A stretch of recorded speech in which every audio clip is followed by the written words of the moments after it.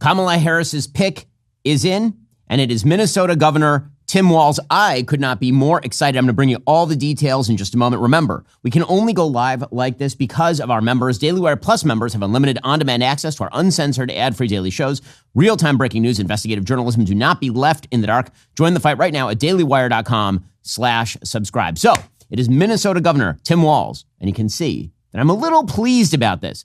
And there are many reasons that I am pleased about this. The biggest reason that I am pleased about this is because the mask is off. Kamala Harris has been attempting to present herself as a moderate. She keeps switching all of her positions. She'll send out her surrogates to pretend that she doesn't hold the thing now that she held 4 years ago. And now it has been proved it is all a lie. She wants to please her radical base. That is all. She is running a base election. And this is so online. It is so brat, as the kids say. It is so weirdly clique. I mean, she is absolutely ignoring the moderate votes she needs to win in order to please a base of people who are radical. She has opened herself up wide to every attack on her radicalism by picking Tim Waltz. See, there was another pick that was available, and everyone sort of expected that person to be picked. That person, of course, was the Pennsylvania Governor, Josh Shapiro. Pennsylvania has 18 electoral votes. Josh Shapiro has a 61% approval rating in Pennsylvania. Very easy pick. Super, super simple pick for Kamala Harris.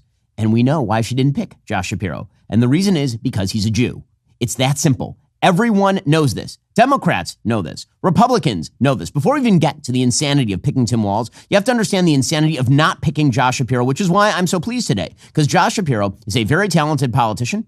Josh Shapiro has portrayed himself successfully in Pennsylvania, a purple state, as a moderate, which is, again, why he has the approval of 6 in 10 voters in a swing state. And Kamala Harris overlooked him because she didn't want to piss off her pro-Hamas base. It is that simple. She has too many radicals in her base who don't want the Jew. Now, Tim Waltz, positionally, is actually not very different from Josh Shapiro on Israel, but that's not the question. The question is, Josh Shapiro is a semi-observant Jew. He is somebody who has expressed Zionist bona fides, and this was very bad. This could not be accepted. In fact, Josh Shapiro, in expectation of possibly being picked by Kamala Harris, had already started to moderate his positions on Israel in an attempt to please the Democrats' pro-Hamas base. Back when he was 20, he'd written a piece that was perfectly obvious in which he said there would be no Palestinian state because the Palestinians are far too radicalized and want the destruction of the state of Israel. Well, over the course of the last 3 days, he tried to walk that back. He tried to say, well, I don't believe that anymore. I believe in a two-state solution. Here is Josh Shapiro sacrificing his actual beliefs in favor of a not vice presidential slot, as it turns out. Again, this is the person she should have picked, and she didn't, and we all know why, and the answer rhymes with Jew. Here is Josh Shapiro. Philadelphia Inquirer is writing about a 1993 college article you wrote where you expressed skepticism about a two-state solution. I understand you do support a two-state solution now. Can you kind of just talk about that evolution? Something I wrote when I was 20? Is that what you're talking about? I was 20. Look, I have said for years, long before October 7th, that I favor a two-state solution. Israelis and Palestinians living peacefully side by side, being able to determine their own futures and their own destinies, being able to work as they want and worship as they want, and understand the power of living peacefully side by side and how that will lift up both parties in this, or both sides of this conversation. Again, this was Josh Shapiro trying to moderate his own positions on Israel in order to please the pro-Hamas base. It turns out the thing they object to is not really his position on Israel. The thing they object to is that Josh Shapiro was a Jew. And that's not me saying that. That is Democrats saying that. That is Jared Moskowitz from Florida. Quote, Josh's position on Israel is almost identical to everybody else, but he's being held to a different standard. So you have to ask yourself why. Debbie Wasserman Schultz of Florida. It's been noticeable that of all the people that she is carefully considering, the only Jewish candidate is getting excruciating, very specific scrutiny, particularly around his position on Israel. House Democrat Jake Auchincloss from Massachusetts, he said that it's pretty obvious that Democrats were attacking Josh Shapiro based on the fact that he was a Jew. Here was Jake Auchincloss saying precisely that just yesterday. Those in the overly online left who are attacking Josh Shapiro's pro-Israel positions in a different way than they are attacking non-Jewish Veep contenders' positions, they're just telling on themselves. There is a strong undercurrent of anti-Semitism to that. It's unacceptable. Every contender's positions on all policy issues, their track records in elective office, all of that is fair game. That is totally open to be subjected to interrogation and to questioning by the Harris team, by observers, but holding him to a different standard because of his religion just simply isn't who we are as a Democratic Party. Again, this is great. And the reason it's great is because clarity is a good thing. I'm very pleased by the fact that the Democratic Party has been very clear on this. They can have somebody who is at least titularly pro-Israel in Tim Waltz, so long as he's not a Jew. It's the Jew from the swing state that Kamala Harris needs to win and is currently running in a dead heat with Donald Trump, who could not be picked for one simple reason. There are too many members of the Democratic Party base who don't like Jews. And that is particularly true, unfortunately, in minority communities among the Democrat base. That is true by poll data. It's unfortunate, but it is a reality. So there are many things that are betrayed by the Tim Waltz pick. But thing number one, can't have a Jew. That is the number one thing betrayed by the Tim Waltz pick by Kamala Harris. Thing number two, of course, is that she is full-scale radical. She is full-scale radical. Remember, Tim Walz is Bernie Sanders from Minnesota. He's Bernie Sanders with a Fargo accent. That's all he is. He is a radical leftist. We're going to get to everything Tim Walz related in just one second. It's so mind-bogglingly stupid, and that's why I'm so excited about it. Mind-bogglingly stupid. The first rule of a vice presidential pick is first, do no harm. And she just harmed herself. Why? Well, because she forewent the opportunity to pick, a popular swing state governor. She didn't pick Gretchen Whitmer in Michigan. She picked somebody from a state Republicans haven't won for like several decades. And then she proceeded to pick somebody who underscores her own radicalism. Her entire campaign thus far has been lying about everything she believes. Everything. Right? She's no longer in favor of a fracking ban. She's no longer in favor of gun seizures. She's no longer in favor of radically increasing taxes. She's a moderate, you see. But then she picked somebody who is the most radical person who is on the short list, thus opening herself up wide to every charge that she is a radical. It's absolute incompetence. She is too online. She's just too online. She was hearing too much from the online crowd. And what this truly betrays, and this is the reason I'm the most excited, what it truly betrays as somebody who wants Donald Trump to win, is that Kamala Harris is still politically incompetent. She was politically incompetent in 2019 when she ran for president because she was too online. She had audience capture from her radical base, and she kept trying to please them. And then she would kind of back away from it, moderate a little bit, and then she would try to please them and then back away. She has not changed one iota. No, there is no new Kamala. On the right, there's always this is the moment Donald Trump changed and became president. And it never is that. Donald Trump, it turns out, is always Donald Trump. And Kamala Harris is always Kamala Harris. Obnoxious, arrogant, radical, stupid.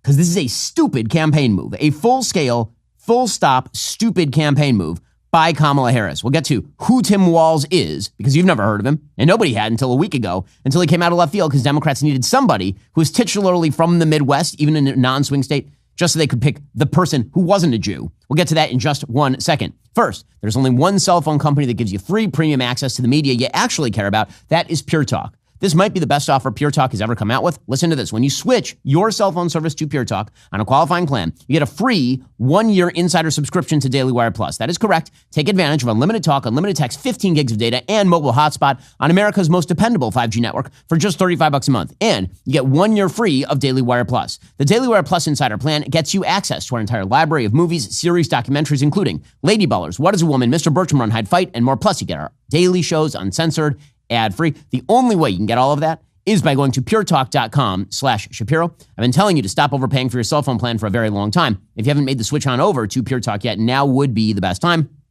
I myself have been using Pure Talk for years. My coverage is excellent. You can have that excellent coverage. Plus, 1 year free of Daily Wire Plus Insider with a qualifying plan. Go to puretalk.com/Shapiro today. Switch to that qualifying plan. Get 1 year free of Daily Wire Plus Insider. That's puretalk.com/Shapiro today. So you may be reading in my expression, excitement. Excitement. Again, and you might be saying to yourself, wait a second, isn't anti-Semitism bad? And the answer is yes. But you know what is worse to me? Lies. Lies. And it is a lie that the Democratic Party is not full-scale comfortable with anti-Semitism. And they are willing to pick a radical who undermines Kamala Harris's entire message, which is supposed to be moderation, which is supposed to be stability. And instead, they picked a man who lives in a van down by the river. Because that's what Tim Waltz looks like. He's going to be played by Ed Asner in the movie. According to the Wall Street Journal, who is Tim Waltz? Well, after graduating in 1989 with a social science degree from Chadron State College in Nebraska, that's some auspicious stuff. He spent a year teaching in China before returning to full-time status at the National Guard and then a teaching career. He eventually landed about 80 miles southwest of Minneapolis in Mankato, Minnesota, where he taught social studies, coached high school football, and raised 2 children with his wife, Gwen. He also continued in the National Guard, where he specialized in field artillery and did a tour overseas, but he never saw combat. After 24 years in the National Guard, he retired as a command sergeant major before he first ran for Congress in 2006. He was then in his early 40s. He entered politics and managed to unseat a 6-term Republican congressman in a mostly rural southern Minnesota district, running as a moderate. And it turns out he was lying. He spent 12 years in Congress. Then he ran for governor as someone willing to compromise with Republicans. He won by 11 percentage points in 2018, which was almost 4 points higher than his 2022 re-elect victory, where he only won by 7. Well, why would that be? It's because he's a radical. He's a radical. Yes, indeed he do. So let's go through his record as the governor of Minnesota, because it's quite terrible, actually. According to the Wall Street Journal, Minnesota became something of a laboratory in 2023 for many of the Democratic Party's goals. Once Walz had a legislature fully controlled by Democrats. So this is what Kamala Harris's administration would look like. This is what Tim Walz wants America to look like. Besides establishing the goal of a carbon-free electrical grid by 2040, by the way, great idea. Carbon-free electrical grid means a non-working electrical grid. Just get ready for it. And that is particularly smart in a place like Minnesota that gets incredibly cold and where intermittent energy being provided to people's homes actually ends up really, really badly, as Texas learned when it relied too heavily on wind and solar in the middle of a giant cold snap. The state also passed paid family and medical leave, sick leave, transgender rights protections, which we'll get to, a tax credit aimed at low-income parents, and $1 billion in investment in affordable housing. Barack Obama was super pleased by Tim Walz at the time. He tweeted, "If you need a reminder, elections have consequences. Check out what's happening in Minnesota." And well, Walz moved dramatically to the left. Republican Paul Gazelka was an insurance agent, former state Senate majority leader. He said Walz was more of a moderate when he elected. But then, quote, he morphed into an extreme liberal who matches Kamala Harris. So here's what you got on the ticket. A lady who tried to bribe out Black Lives Matter rioters and the governor who let those Black Lives Matter rioters completely wreck Minneapolis. In fact, for just a short version of what Governor Walz's term has looked like, his first term, Mike Murphy, who ran against him for governor in 2022, cut the following ad. And here is just a short version of Tim Waltz's stellar record in Minnesota, which is why Kamala Harris picked him, of course. I've just signed Executive Order 20-01, declaring a peacetime state of emergency for the state of Minnesota. We need to stop congregating. We're going to close the bars. We're going to close the restaurants. We're going to close the places where we gather. Several 100,000 of your neighbors were just laid off. An entire industry has been shut down in the face of this, all for the greater good. The governor, with the power of the state constitution behind him, has issued 104 executive orders affecting everything from schools to restaurants and bars to churches to basically every facet of everyday life. Democrats who control the House are moving in the opposite direction. Some are pushing to put a mask mandate in state law.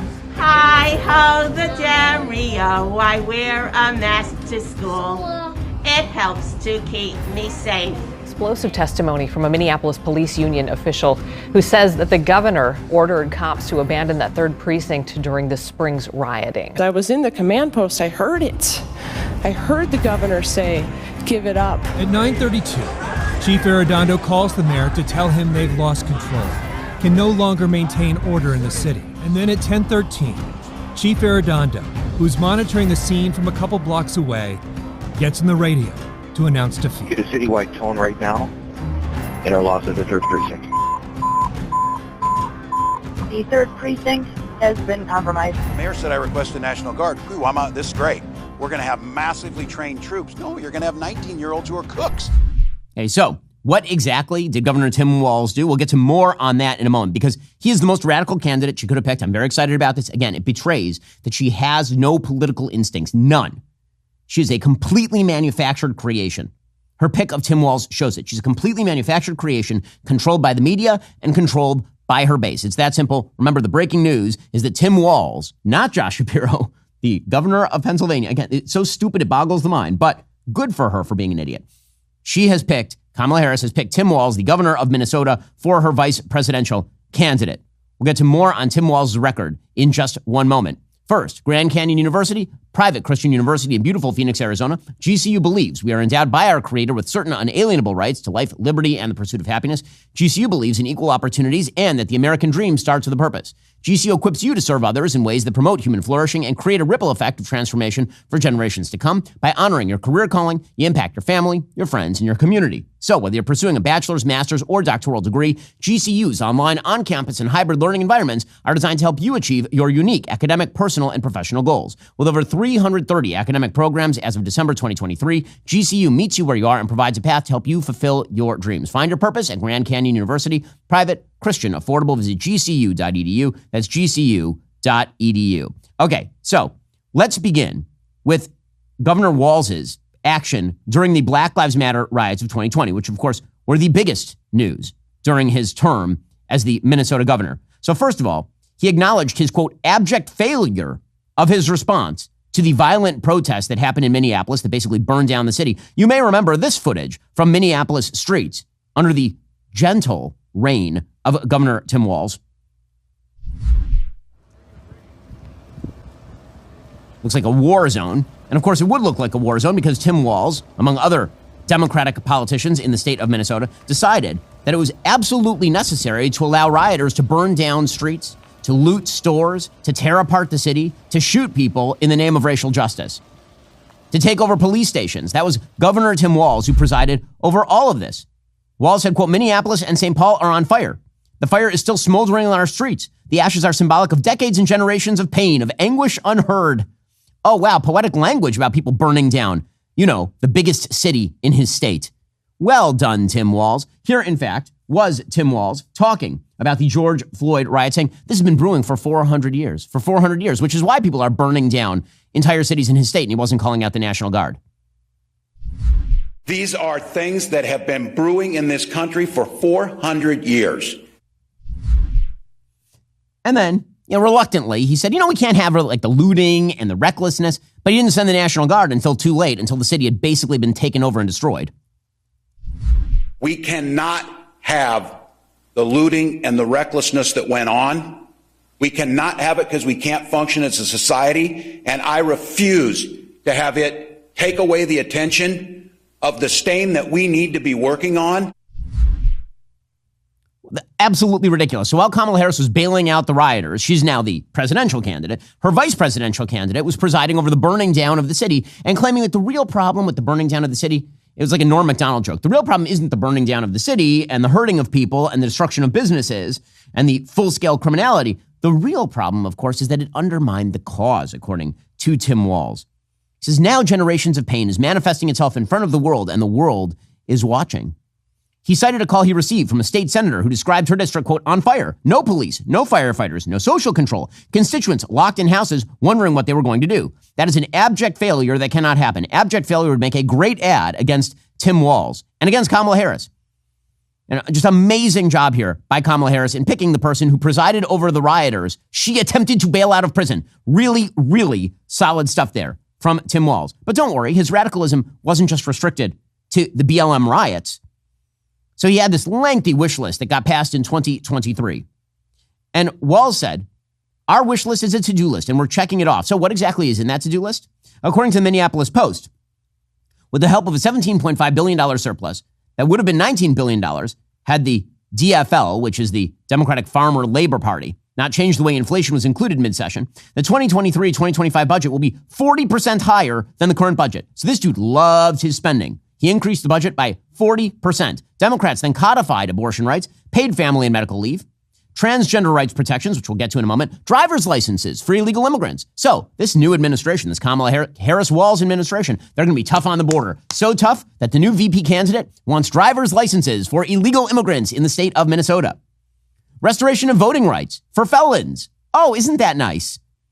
Wider voting access. A $1 billion investment in affordable housing, including for rental assistance. So you could not find a person who is more radical than Tim Waltz.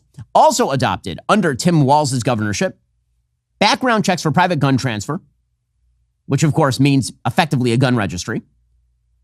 DFL lawmakers also banned supposed conversion therapy for LGBTQ people, which is much more controversial than it sounds like.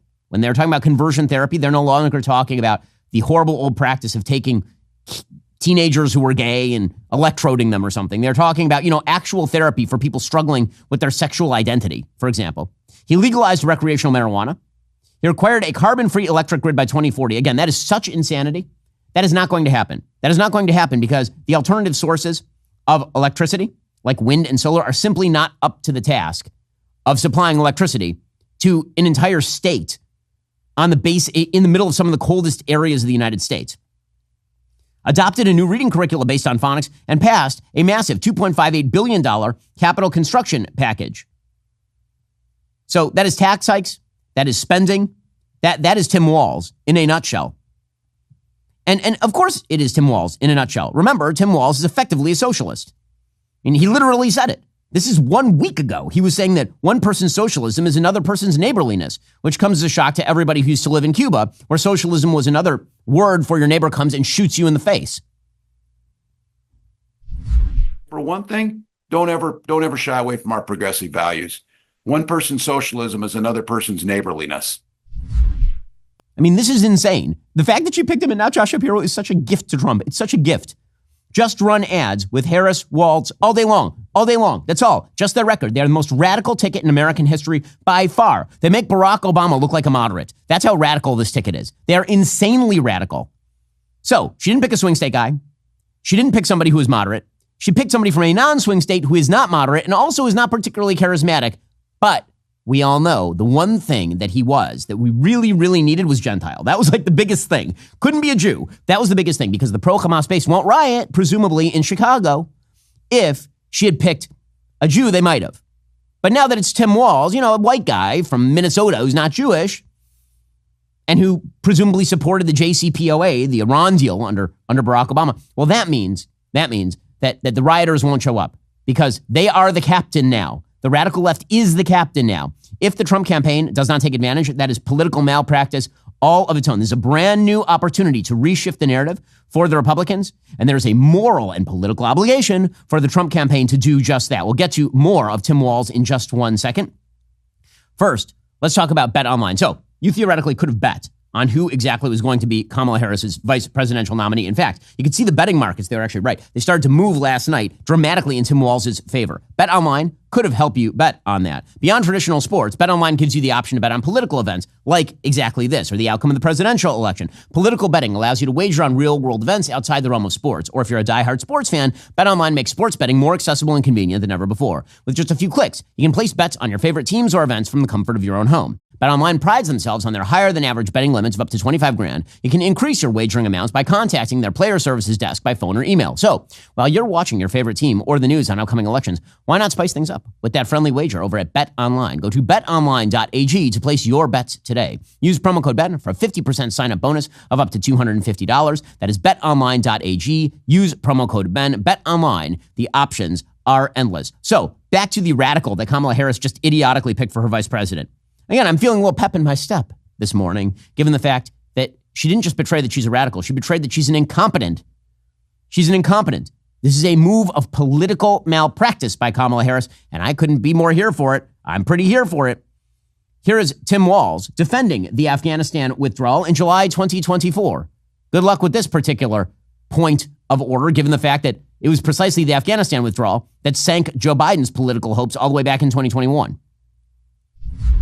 Exiting a conflict is never going to be good. That situation was horrific. There were Minnesotans on the ground that were providing aid to that. I think the biggest thing is an understanding that the way that was prosecuted, the way that we tried to build stability, was simply going to be incredibly difficult. So, I served with Senator Cotton. I also know that a lot of his positions have been overly aggressive in terms of how the United States prosecutes a peaceful resolution. So, look, the Afghan withdrawal was tragic, but it was a long-standing situation that rolled over many, many months and over both terms of presidents.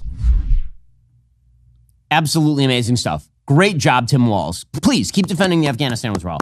Let's see how that goes for you. Meanwhile, it was Walz who was just back in August talking about how Joe Biden was a highly effective president. Part of that Democratic cover-up of the fact that the president of the United States has been mentally gone for years at this point. First of all, he's been one of the most highly effective presidents we've ever seen. I sat in Congress for 12 years waiting for Infrastructure Week. He actually delivered on this. And look, Dean is a friend of mine. I love him. But I spent last weekend on Mackinac Island with Tony Evers and Gretchen Whitmer talking about how we're going to make sure that we win this for Joe Biden. Because this is not a debate about Joe Biden's age or experience. It's about a debate about protecting the democracy. Amazing stuff there. Amazing stuff there from Tim Walz. He's a highly effective president. Highly effective. Tim Walz, again, is on pretty much every radical bandwagon, up to and including abolishing the Electoral College, which he says is undemocratic. Again, could she have picked anybody who more resembles Bernie Sanders than Tim Walz? Hard to think of one. I do believe the Constitution is a living document. I think Jefferson's quote about as mankind progressed and as technology progressed, the document was to progress with it, as how you deal with these things. But I do think you have to be very careful about some of those core principles. It always seems to me, going back to the Senate and the filibuster, the Electoral College seems very undemocratic to me. I mean, I think at first blush. Simping, man, they are simping for the radicals. They are simping for them. And then, of course, one of his signal accomplishments in the state of Minnesota is that he signed into law an order protecting access to, quote, gender-affirming care for youth, which we all know what that means at this point. And then he called conservative states bullies for banning transgender surgeries and hormone treatments for minors. He also suggested that Minnesota agencies should not try to assist other states who are trying to penalize people receiving gender-affirming care. Again, gender-affirming care is a euphemism. He also suggested that the state, schools, for example, should not notify parents if their children show up to school and claim they are of another gender. That is who Tim Walz is. Here is Tim Walz signing this into law alongside Hildy Edwards, a 12-year-old who advocates for the rights of trans children with her parents, Hannah and Dave. Here is Tim Walz. We know this urgency is real, thus the need of an executive order today. Now, I want to be clear. I can't pretend to understand what goes through people's minds. I cannot imagine the stress that families and individuals go through. But here in Minnesota, we're going to be a place of refuge to make sure that they feel safe and welcome. And I don't know what a group of people in Pierre who decide to make life miserable and more dangerous for people are thinking, but it's not going to happen in Minnesota. Amazing stuff there from Tim Walz on every single issue. He is wide open to moderate Americans. Wide open. By the way, dude also has a bunch of scandals under his name. It's pretty much the worst pick of all. I'm elated. It's the worst pick she could have made. Of all the people, worse than Whitmer, who at least is a popular governor of a swing state, certainly worse than Shapiro. Worse than Mark Kelly, who's a fairly popular senator from a swing state. Like, what's the upside here? Presumably the upside is trying to get a bunch of upper-class suburban liberals in Philadelphia or in Wisconsin to think that this is a dude with blue-collar appeal. Sure. So what exactly happened? Well, Jim Garrity, who writes for National Review, he says this: the dirty, not-so-little secret about Walz is he's not a good manager. On his watch, the Minnesota government has endured one embarrassing scandal after another, entailing mismanagement, fraud, waste, and abuse. Let's start with the state's handling of hundreds of millions of dollars of Minnesota's Feeding Our Future, the largest COVID aid fraud scheme in the country. Announcing a federal fraud indictment against the Feeding Our Future nonprofit, FBI Director Chris Wray called it, quote, an egregious plot to steal public funds meant to care for children in need in what amounts to the largest pandemic relief fraud scheme yet. The defendants went to great lengths to exploit a program designed to feed underserved children in Minnesota amid the COVID-19 pandemic, fraudulently diverting millions of dollars designated for the program for their own personal gain.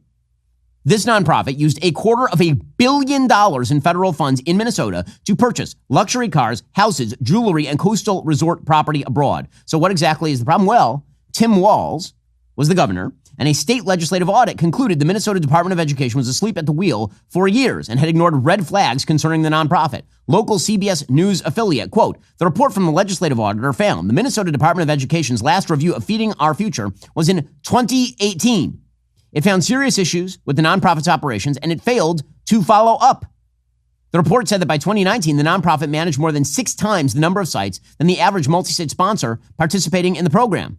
So in other words, the state kept shoveling money to a fraud outfit, and Tim Walz was the governor. How about 2022? Walz, according to Garrity, signed into law a plan to pay Minnesota's frontline workers hero pay for their hard work during the pandemic. The state's initial estimate was roughly 667,000 people were eligible for hero pay, meaning they'd receive $750 each. Within a few months, the state announced that more than 1 million Minnesotans had qualified, reducing that payment to a little less than $500. If an estimate that's off by roughly 333,000 people raises your eyebrow, you have good instincts. Not only were a significant portion of the recipients for hero pay ineligible, some of them were dead, full-scale dead. The same thing was true in the Minnesota state government's handling of grants for arts and behavioral health. Minnesota Department of Health and Human Services Behavioral Health Division did not comply with certain grant management policies matching similar findings of a 2021 audit. Again, that is according to the Minnesota Reformer. And the list goes on and on and on. He's a bad manager. He's a bad governor. He's unbelievably radical. He's from a non-swing state. And there's only one reason she picked him. And we all know what that reason is. And it has a lot of parentheses around it for those who are aware of online nomenclature. And here's the thing. People don't vote based on the vice president. They do vote based on the perception of the ticket. In 2008, John McCain, to use again, Republican example, John McCain was perceived as a maverick. He was perceived as a moderate. And then he selected Sarah Palin as his vice presidential candidate. And that opened him up to lots of attacks that he was actually just super right-wing. Secretly, he was a crypto super right-winger. He would have been better off picking somebody like Senator Joe Lieberman, who had shifted from the Democratic Party to the Republican Party just for John McCain. That would have been a smarter pick for him because then the ticket would have been quote-unquote moderate. Okay, here, Kamala Harris is a radical. Everyone who knows her knows she's a radical. Every policy that she has ever voted for is radical. Every policy she's ever stumped for is radical. And yet she is attempting right now to avoid media scrutiny and pretend that she's actually secretly a moderate. But there is no moderate Kamala Harris.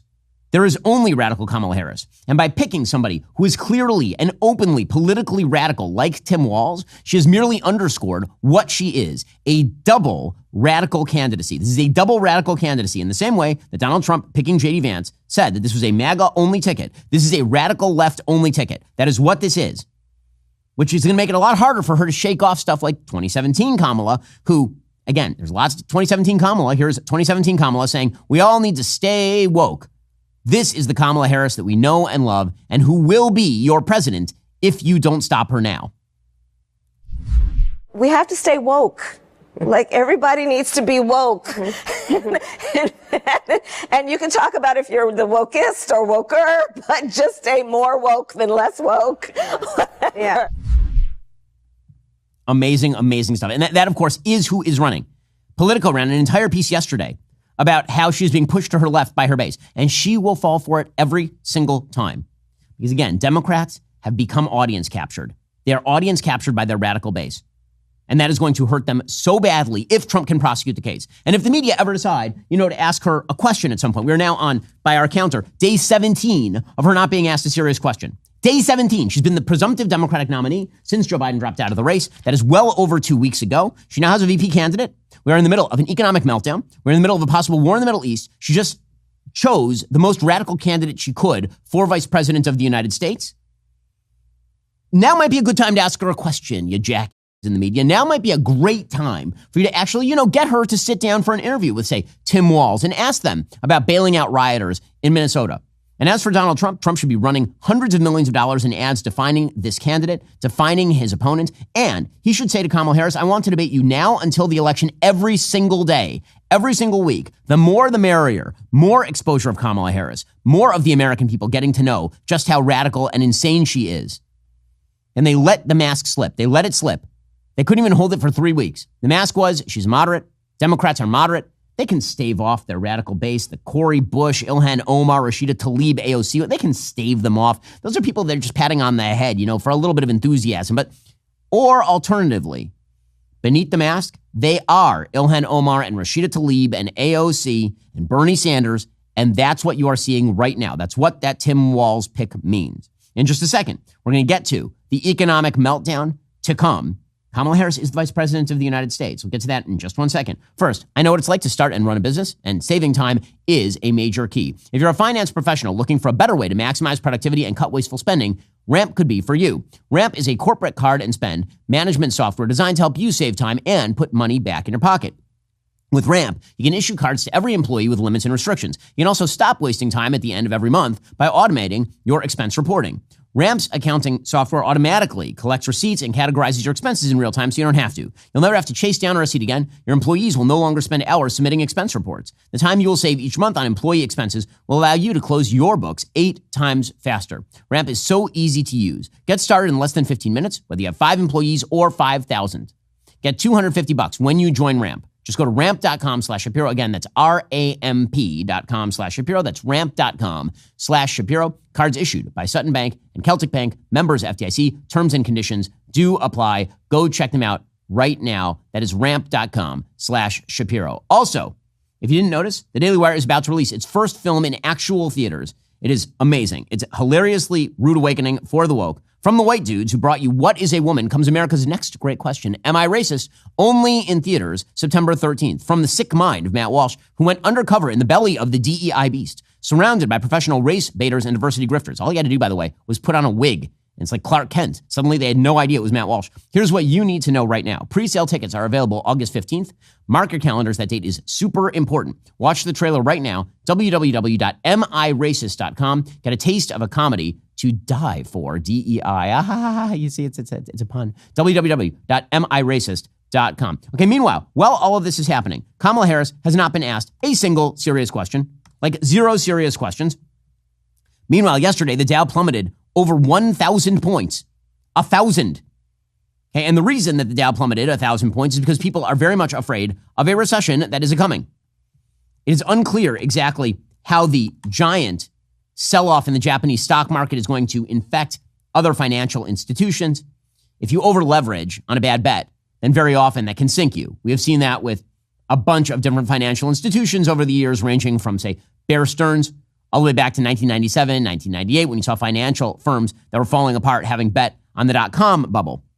According to the Wall Street Journal, the unwinding of some Wall Street's most popular trades intensified on Monday, sending Japanese stocks to their worst day since the 1987 market crash, walloping U.S. technology shares. U.S. stock indices opened sharply lower, tracing declines in international markets before recovering somewhat after a survey of purchasing managers showed the services sector expanding last month at a slightly higher rate than expected. So what exactly is happening? Well, I mean, part of this is sort of the natural exuberance that was created by easy money for years. Neil Ferguson, who is a historian and also a financial historian, he says the first half of the delusional year was characterized by an AI bubble propelled by investors' belief in tall tales about what large language models could do for everyone's business, thereby guaranteeing NVIDIA, Microsoft, Google, Meta vast profits as far as the eye could see. Stronger than expected economic growth in the United States, which was the result of unrelenting fiscal stimulus, expectations of Fed interest rate cuts this year, though with uncertainty about the precise timing because of all of those bubbles and because of the stronger than expected growth. A rising probability of Donald Trump being reelected, which investors were quietly content with in a, quote, don't tell my wife kind of way. Neil's point here is that there are a lot of investors who pretend to be on the left, but secretly they want Trump reelected because it's better for their pocketbook, as everybody knows. Also, lack of fear about a U.S. China-Taiwan crisis and lack of fatalities in Ukraine and the Middle East. Okay, now all of those things are going wrong. So as Neil points out, we have now reached the end of the AI bubble, with the crucial blows to sentiment being delivered by the venture capital giant Sequoia and Elliott, its equivalent among activist hedge funds. Berkshire Hathaway's decision to slash their Apple position came later and didn't help either. So basically, whenever you have a brand new technology, there is overinvestment in that sector. It gets really hot, and everybody decides to pour money into that sector, and then it sort of fades away. And what's left are the jewels. Right? A lot of money got poured into the dot-com bubble of the early 2000s, and then it fell apart. What was left was not the end of the internet. What was left was kind of the best companies. And you're starting to see that in terms of AI right now. Also, we are seeing the signs of a slowdown in the U.S. labor market, as Neil points out. Also, the possibility the Federal Reserve waited too long to cut interest rates and should have already done so. But the reality is, this is not about the Federal Reserve. As I said yesterday on the program, whenever you have a centralized bank controlling the flow of the economy, that is not a healthy economy. It should not be the centralized bank. It shouldn't be the Federal Reserve controlling whether the economy goes up or down. They are in the job of providing stability and solidity, not in the job of injecting cash into the economy or sucking cash out of the economy as though they are the great money managers in the sky. Beyond that, obviously, the international situation grows worse and worse. Everybody can see that, and people are becoming a little bit disquieted by it. And Kamala owns all of this. Remember, the theme of this campaign, if you are a Republican, if you are a Trump fan, if you want Kamala to lose, is very easy. Kamala owns all of it.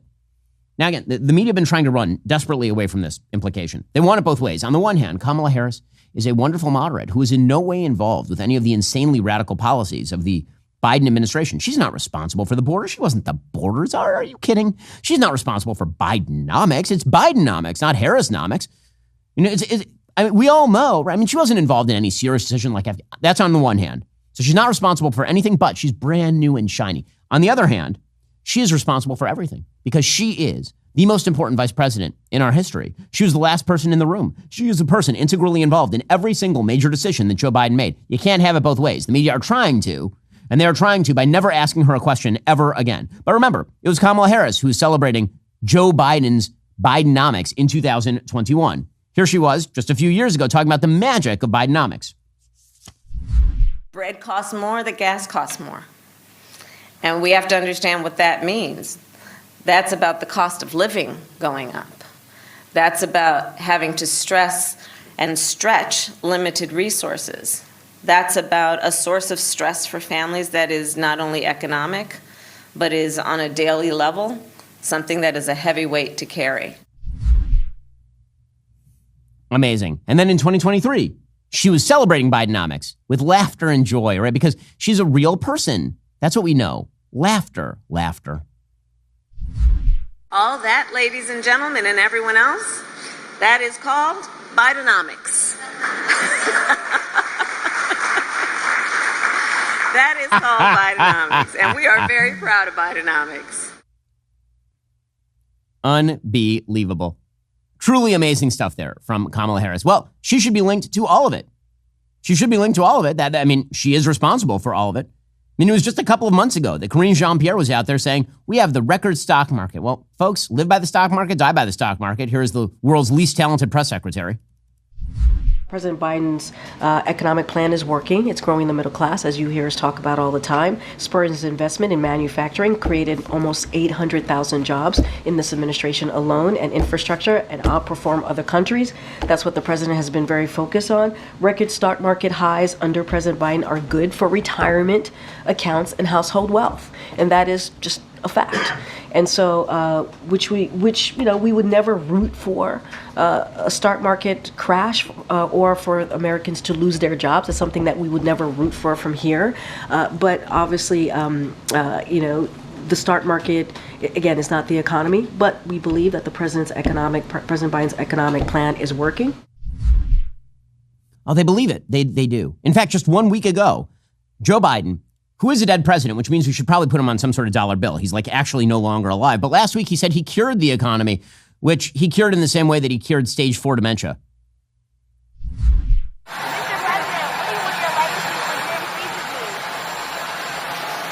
Cure the economy. And the environment. And a few other small things. Okay, Kamala Harris owns this. She owns it. She's the vice president. She's part of the administration. Anytime she wants, she can 25th Amendment that old dude. And she ain't doing it. Well, President Trump was even noting this yesterday.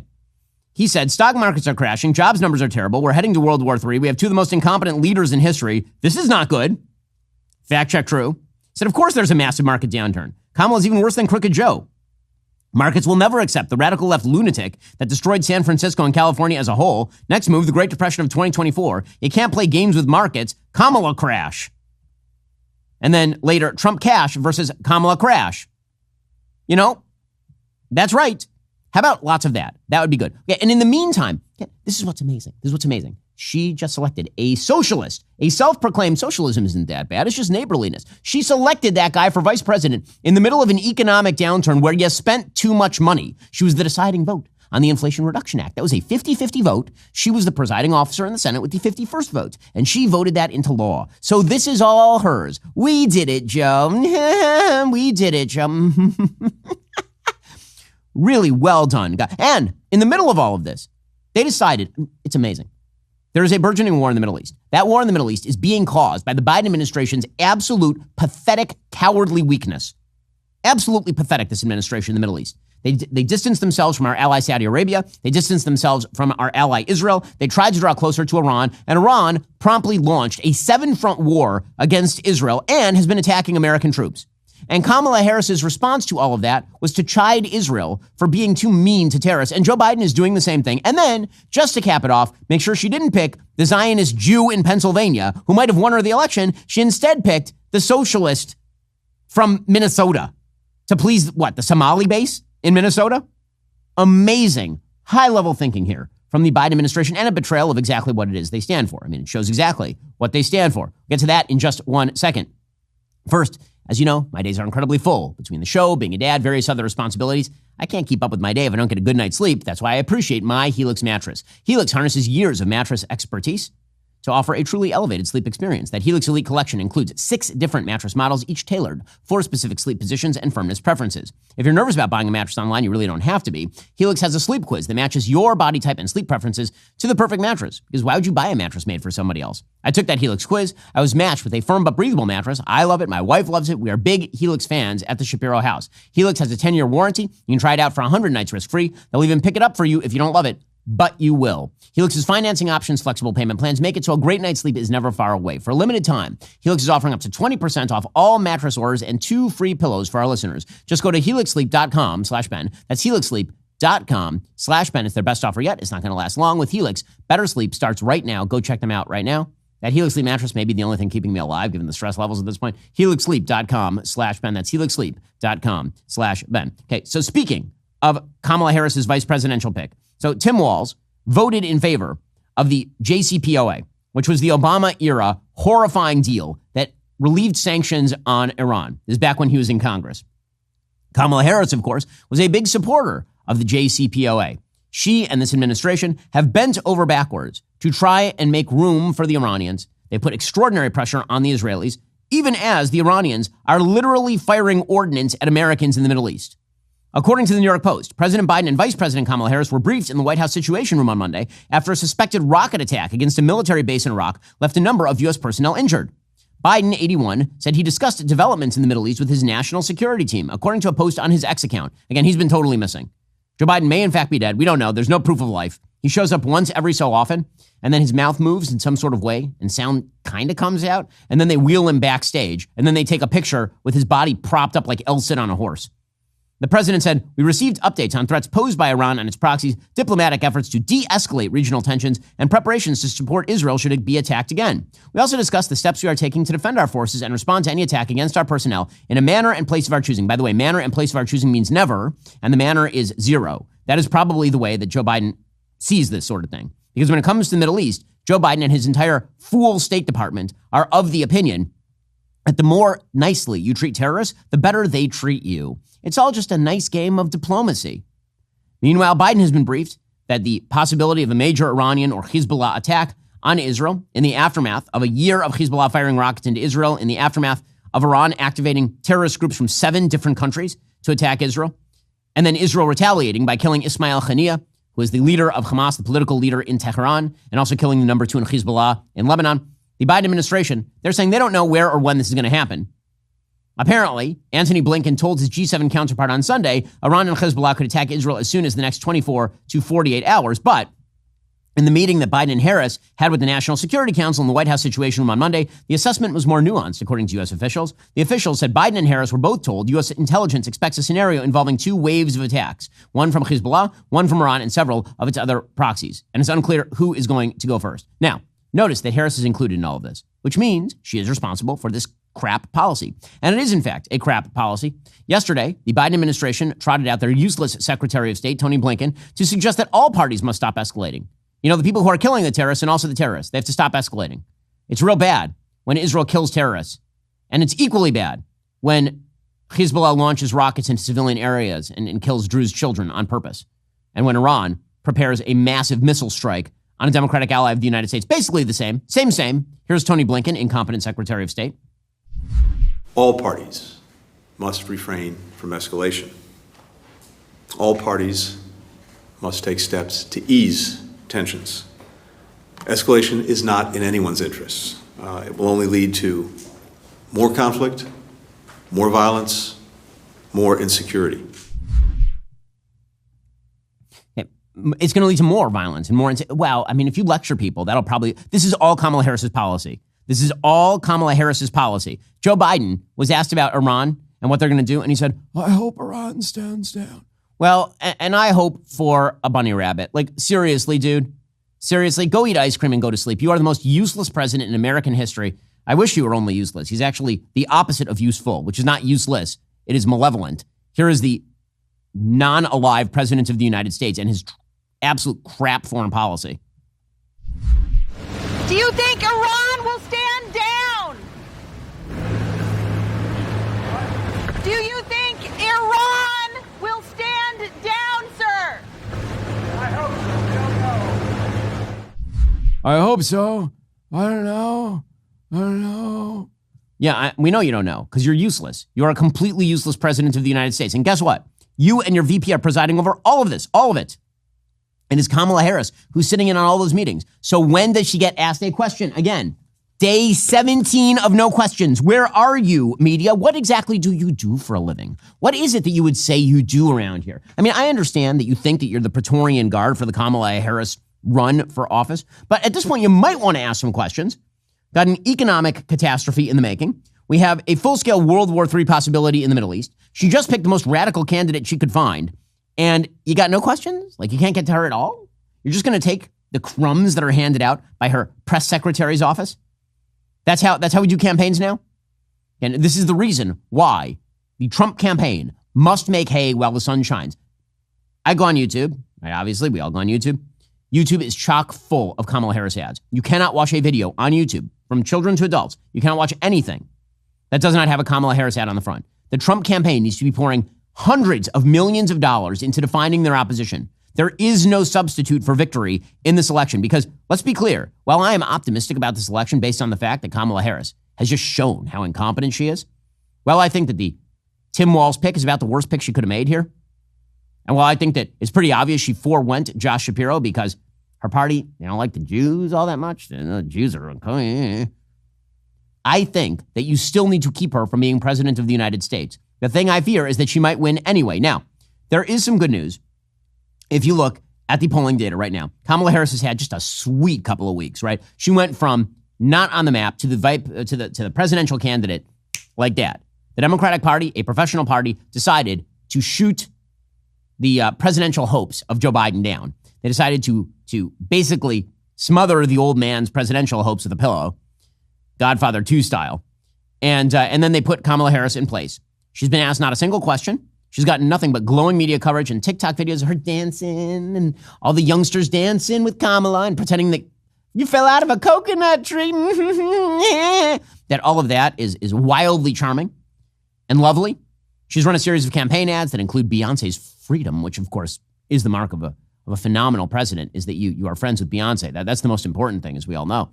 Despite all of that, she's not blowing Trump away in the polls. It's not as though she came from behind and now she's leading by 10. Kamala Harris still can't break 50. She is stuck at 47, 48%. Now, that's the good news. The bad news is the last 4 polls all show her up nationally. Survey USA has her up 3 on Trump, 48-45. Morning Consult has her up 4 on Trump, 48-44. CBS News has her up 1 on Trump, 50-49. INI TIPP has her up 46-45. The Real Clear Politics polling average right now shows that she is up in the average by like a bare 0.2 of a point. So it's still incredibly close, which again is reason for optimism because the question is, how does she go up from here? How does she go up from here? And it's hard to see how she goes up from here. Now, she could have had a big uptick from the Josh Shapiro pick because again, pose yourself as a moderate, come off as a moderate, lie about it. But this is pretty amazing. Pretty amazing that she decided to blow the opportunity. Pretty incredible that she decided to introduce Tim Waltz in Philadelphia by not selecting the Pennsylvania governor. That is an opening. And if Republicans don't take advantage, that's their fault. I mean, honestly, I know the media are stacked against them. I know that the rules in some states are stacked against them. There is no excuse for not winning. In the words of General Patton, Americans like a winner and will not tolerate a loser. No more losing to these people. She is given the opening. The opening is widely available. The Trump campaign needs to reorient. They need to focus laser beam-like on the fact that this is the most radical Democratic Party ticket in history. In history. This Democratic Party is more radical than George McGovern's Democratic Party of 1972. This Democratic Party has decided to oust the moderates, to just no longer take advantage, no longer even apply for them. It's truly an amazing thing. Now, this afternoon, Kamala Harris is going to introduce Tim Waltz before the nation. And we will get to know Bernie Sanders, but younger, with a Minnesota accent. And that'll be really fascinating. I mean, I'm sure that we're going to love it. But this is, what a blown opportunity by her. What a truly blown opportunity. And this is a dangerous world. It's a dangerous world. It truly is. And the people in this dangerous world that you are choosing to lead you are Kamala Harris, a wild, incompetent radical from California, and Tim Waltz, a wild, incompetent radical from Minnesota. So I have a going theory when it comes to Republicans in presidential elections. It's a theory I've been developing over time, and that is that right now, America kind of feels like New York circa early 90s, 90, 91. Things are kind of falling apart. It's getting dirty out there. Times Square looks like crap. A lot of crime. Just a bad situation. And so they need someone to clean up the show. They're looking for a new sheriff in town, someone to clean it up. Do you want the progressive prosecutor from San Francisco along with the person who is helping her poo-poo the BLM riots of 2020? Or would you like Donald Trump to come in and clean this thing up? It turns out that Americans tend to vote Republican when they are concerned about safety, when they are concerned about fear of foreign policy, and Trump happens to be winning on the economy. All the systemic factors are in favor of Donald Trump at this point. He needs to run a meticulous campaign now. I understand that's asking a lot, but it means no more spending time ranting about Brian Kemp. That's not useful. No more spending time on rabbit holes like whether she's black enough. Let the media cover that sort of stuff. Instead, why not spend your time making the very obvious point? America was better between 2017 and 2019, pre-pandemic, than it has been from 2021 to 2024, and it will get so much worse under Kamala Harris and Tim Waltz. You might say that Trump should try to build the walls. He should try to build up Tim Waltz. He should try to point out that this campaign is, again, radical, radical, and radical. J.D. Vance, just a few moments ago, he pointed out exactly this. So J.D. has been a weapon on this sort of stuff. Again, he has drawbacks as a candidate, but he is an attack dog. Here's what he said, quote, "We continue to pray for the American service members hurt in al-Assad, Iraq. I hope the news doesn't get worse. I served in al-Assad. Kamala Harris has invited chaos to reign all over the world, and our troops suffer because of it." Meanwhile, the Harris campaign sent out its first text making the announcement that Tim Waltz is her running mate. Quote, "Tim is a battle-tested leader who has an incredible track record of getting things done for Minnesota families. I know he will bring that same principled leadership to our campaign." Wow, wow, wow. This is a move. This is a move. And again, it's now been confirmed, AP, CNN, Katie Rogers, who is a reporter for the New York Times. Tim Waltz has been notified he's the pick and has accepted Kamala Harris's offer to be her running mate. Two people directly familiar with the decision tell me. And you know what? Condolences to Josh Shapiro, who tried to sell out his values at the last moment for that VP pick, and it didn't work. And frankly, I'm delighted. Frankly, I think that that's a very, very good thing. Again, Pennsylvania is where the state it's such a catastrophic mistake. Like 538 suggests that or Nate Silver rather suggests that Pennsylvania is the state that if it is won by either side decides the election. It's like a 95% shot that whoever wins Pennsylvania wins the election. And she just forewent that because the governor was a Jew. It's that simple. Absolute political malpractice. Joining us on the line is the execrable Michael Knowles and his cigars. Michael, I am excited. I got to tell you, I'm excited for the first time since Joe Biden dropped out of the race, and we've had a couple of weeks of the media not asking Kamala Harris any questions at all. We are now, as I've pointed out multiple times on the show, on day 17 of 0 questions being asked to Kamala Harris. But now she has made her vice presidential pick, and contrary to all common sense, contrary to all intelligence, she has picked a radical Democrat from a non-swing state who has very little appeal other than that he's like a white guy, I suppose, kind of. What do you make of the pick? It seems like a big unforced error. I was pulling for Shapiro just so that we would have an in. I assume, at the family reunion, you could have gotten us some access to the White House. Not related. Oh, got it. Okay. I assumed that she would probably not pick Shapiro because, as you just said, the Democrats hate Jews right now, and the pro-Palestine people are going to show up to the DNC, and Kamala Kamala is this weird Democrat figure because she is, on the one hand, extremely radical to the left of Bernie Sanders in the Senate, and on the other hand, the consummate establishment empty suit. And she is weirdly both of those things, and the way she can be both of those things is that the Democrat establishment has moved extremely far left. The Democratic establishment is pushing gender ideology on kids. The Democrat establishment is pro-abortion up until the moment of birth. So that's how she could skirt that line. But the question was going to be, which way is she going to lean? Is she going to lean into the Democrat establishment and go with Shapiro, or is she going to embrace her radical leftism and go with Walz? I thought maybe Mark Kelly, astronaut, senator, seems a little bit more moderate. Maybe he could have been a choice. No, she said, forget about all of that. She is going to lean into the leftism. She is going to lean into the Democrat intifada. She's going to lean into where she thinks the base is. And all I can say about it is, at least she's being true to her roots. At least she's giving a clear ideological vision for the campaign, and she's sending a clear message to swing state voters, voters in the Rust Belt, the centrists and the moderates and the people who just don't really like Trump that much. She's saying, hey, vote for me. I'm going all the way left. Yeah, by the way, speaking of going all the way left, the pro-Hamas caucus is ecstatic today. I mean, it's very obvious why she didn't pick Josh Shapiro. And as you say, it's because he's a Jew. I mean, it's that simple. He's a Jew. It's not even that he's pro-Israel, because his position is mirrored by a bunch of the candidates who are actually in the Democratic Party. He might be more Zionist than some of them, or at least he was 20 years ago. Now, of course, he's attempted to shift and move in an attempt to win over the pro-Hamas base of the Democratic Party. But I'm just going to read you some of the responses from the actual Hamas fans in the Democratic Party. Ilhan Omar, quote, congratulations to our next vice president, Tim Walz. Our North Star state governor has signed universal school meals, paid family and sick leave, marijuana legalization, and protections for reproductive rights into law. Bring Minnesota nice to the ticket. Jamal Bowman, it's Walz, baby. Let's go. I doubt that he would have been nearly as enthusiastic if there had been a triple parentheses guy there.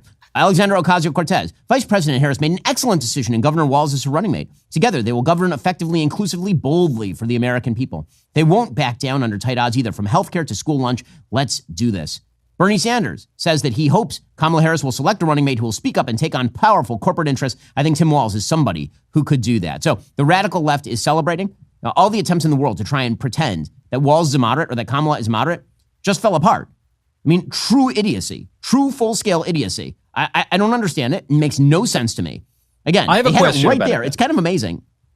My question is, sure, what does this mean Kamala is thinking? Because we recall Minnesota is the one state that the Democrats managed to win in 1984. Reagan takes 49 states. The one state the Democrats win is Minnesota. This is not a swing state. So does this mean that Kamala is on the defensive here? She's trying to shore up her Democrat support? Or is this Kamala being cocky? Is this her saying, look, we're going to win, and I want to have a leftist to be behind me, to be the legacy, to be the next person in line? So I think that it's both those things. So I think that she is afraid of her left. I think the Democrats are deeply scared that they were going to get to the DNC in Chicago and that Josh Shapiro would be on the ticket. And you get a bunch of people with Hamas flags out front waving and shouting and burning things. It would make Democrats look super bad. And so instead, she's tried to appease that group. And she's basically taking Jewish voters for granted and assuming that Jewish voters are just going to go right along with this. I actually don't think that's going to work this time. There's some polling data that is now showing a shocking uptick in the amount of Jewish support for Trump. And there are a lot of Jewish voters in the suburbs of Philadelphia, actually. And so it'll be interesting to, also in the suburbs of Detroit, we should point out, it'll be interesting to see what the impact is there, because it's not just that Kamala didn't pick Tim Waltz. It's that she specifically kind of face-planted Josh Shapiro. Everyone thought that it was going to be the quasi-moderate, he really isn't that moderate, but the quasi-moderate, semi-observant Jew who likes Israel. And she flirted, and then she absolutely face-planted him in favor of Tim Waltz, which is a real slap in the face. So I think on the one hand, she's afraid of her base. She's afraid of that radical base. On the other hand, she is doubling down on the idea that she can get enough of her base out that she is going to win the election. And this, to me, has been the most chimerical Democratic vision since 2012. In 2012, Barack Obama shifted the way the Democrats did elections. In 2008, he said, I'm going to run toward the middle. I'm going to obscure all of my views, and then I'm going to win a broad majority of the American people. And he did in 2008. And then he had 3 years of being president. He sucked at it. He had moved way to the left. He'd pushed Obamacare. And now he said, the only way I can win is by cobbling together my base and disaffected white ladies. And that will be the new base of the Democratic Party. And Hillary tried to duplicate that coalition in 2016. It failed. Biden was only able to quote unquote duplicate the coalition through changing all of the voting rules, and because we had the weirdest presidential election year of all time in 2020. And now Kamala had an opportunity to theoretically run to the middle, and instead she just surrendered the middle to Trump, which is an amazing move. I mean, that is her basically so confident that she is going to be able to beat Trump just on the merits that he's Donald Trump, that she can pick whoever she wants for vice president of the United States. And so I think the confluence of both factors is the answer, I think. My last question, Ben, for you is why not pick Mark Kelly? Why did it come down to these two? Why not sidestep the issue of the Israel-Gaza war? Why not sidestep the issue of the radicalism or the establishment, seemingly moderation? Why not go with someone totally different? I don't know. I thought Kelly looked pretty good. So I think there were a couple of problems with Mark Kelly. One was that there were some stories about him investing in Chinese companies, which were going to come out. Two, there were some rumors that he's been a little loose with the zipper, shall we say, in the state of Arizona.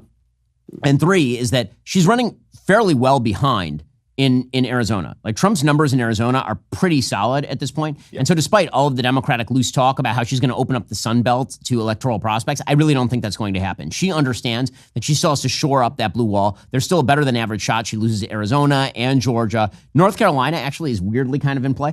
But I think that what she was trying to go for here was that Midwestern play. But again, it's just, I'm amazed. It's political malpractice. And again, it teaches you two things. One, she's a radical. But two, she's not good at this. Like we keep pretending that she's good at this. Kamala Harris sucks at this. She's terrible at this. Like everyone is forgetting that her 2019 presidential race was a cataclysm of failure. Everyone is forgetting that thing was like apocalyptically bad. That it was so bad that she started off with a lead and 20,000 people at her rally. And by the end, she couldn't even get her immediate family in the room to get a resignation from the race. She quit before they even got to California. And then she was picked off the pile of obscurity by Joe Biden because he needed a black woman in the middle of BLM summer. And that's the only reason she's there. And so there was this sort of weird hope that she was going to, rejuvenate herself. And there's always this hope in politics. I mean, how many times have we seen this with Donald Trump or DeSantis? Literally every politician. It's like maybe we'll see a new version of them. There'll be a new makeover. Really, the only politician I can think of in modern history who's had a full-scale makeover, comeback, really is Nixon, right? From 60 to 68. That's the only one. No other politician does this. Every other politician is who the politician is all the way until the end. Kamala Harris is not competent. She's not competent. This is an incompetent political malpractice pick, which is why I'm excited. I think what it actually demonstrates is that she's going to run a pretty weak election campaign. I think once you get past the TikTok memes, I think once you get past the Beyonce freedom mashups and montages, I don't think there's anything there. I think she's, I've been saying this for a while, an eggshell skull candidate. I think that she looks like she's kind of normal, and then you tap the eggshell skull and it caves in. And I think that this is the Trump campaign's obligation. They cannot waste time. They cannot waste effort. This can't become Festivus, where Donald Trump just wanders around the landscape airing his grievances about Brian Kemp. He has one target and one target only, the Kamala Harris, Tim Waltz campaign. And that campaign is the most radical ticket in American history. It's literally the person who presided over the burning down of Minneapolis, combined with the person who's bailing out the rioters in 2020. In Minneapolis, exactly. Yes. With the market collapsing, with looming war in the Middle East, it is nice to get a little bit of good news. If you're a Republican today, I think you got to be smiling at the pick. I agree. Kamala Harris, by the way, has just tweeted, quick update. I am proud to announce that I've asked Tim Waltz to be my running mate. As a governor, a coach, a teacher, and a veteran, he's delivered for working families like his. It's great to have him on the team. So she's going to try to run an economic campaign. Good luck to you, lady. That's going to work out well. Donald Trump is trusted on the economy by double digits. So she's going to run right into the teeth of that. Again, I'm much more optimistic this morning, than I was last night when I thought it was going to be Josh Shapiro, which would have been a much smarter pick. Michael, good to see you, or at least mediocre to see you. Good to see you. I might light up a Mayflower cigar to celebrate. I think so. Again, it is an amazing blown opportunity. Michael, I appreciate the time. It's an amazing blown opportunity here by the Harris campaign. It's incompetence. It is foolishness. It is not good. It is not good. Yeah, again, the sort of idea that Tim Waltz is going to be the savior of the campaign is pretty wild. He's a deep blue progressive, often called a prairie progressive. Apparently, this was Nancy Pelosi's pick. That's according to Selena Zito. She says that it was pretty obvious it was a Nancy Pelosi pick. It's a progressive pick. All of the lines of attack are now open, and the Trump campaign would be committing a sin, a full-scale sin, not to pursue those lines of attack. Alrighty, folks, we've reached the end of the show. We'll be back here tomorrow with much more. I'm Ben Shapiro. This is The Ben Shapiro Show.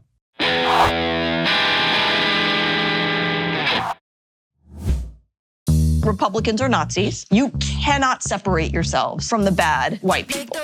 Growing up, I never thought much about race. It never really seemed to matter that much, at least not to me. Am I racist? I would really appreciate it if you left. I'm trying to learn. I'm on this journey. If I'm going to sort this out, I need to go deeper undercover. They gonna say I'm racist. Joining us now is Matt, certified DEI expert. Here's my certification. And what you're doing is you're stretching out of your whiteness. This is more for you and less for you. Is America inherently racist? The word inherent is challenging there. I want to rename the George Washington Monument to the George Floyd Monument. America is racist to its bones. So inherently. Yeah, this country is a piece of shit. White. Folks. White. Trash. White supremacy. White woman. White boy. Is there a black person around here? What's a black person right here? Does he not exist? Hi, Robin. Hi, what's your name? I'm Matt. I just had to ask who you are because you have to be careful. Never be too careful. They gonna say you racist. In theaters September 13th, rated PG-13.